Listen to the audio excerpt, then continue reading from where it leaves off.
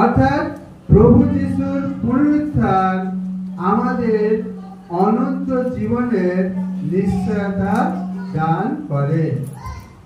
শুধু জীবিত হয়েছে বললে হবে না, যিশু জীবিত হয়েছে মানে কি আমি অনন্ত জীবনের নিশ্চয়তা পেয়ে গেলাম যে প্রভু যিশু আমাকে অনন্ত জীবন দান করবেন। আমরা সেই বাপ্তিস্মের সময় আমরা রোমীয় 6 অধ্যায় পড়ছিলাম যে আমরা যখন ক্রুশে হত যিশুর মৃত্যুর উদ্দেশ্যে আমরা বাপ্তিস্ম নিই, তখন কি হয়? আমাদের এই দেহ শক্তিহীন হয়, পাপের সম্বন্ধে শক্তিহীন।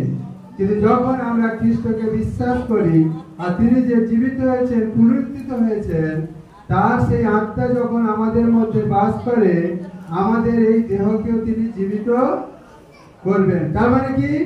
ধার্মিক হিসাবে তিনি জীবিত করবেন, সৎ কাজের জন্য নির্মিত করবেন, আর ধার্মিকতার জন্য তিনি আমাদেরকে কি এই দেহকে জীবিত করবে।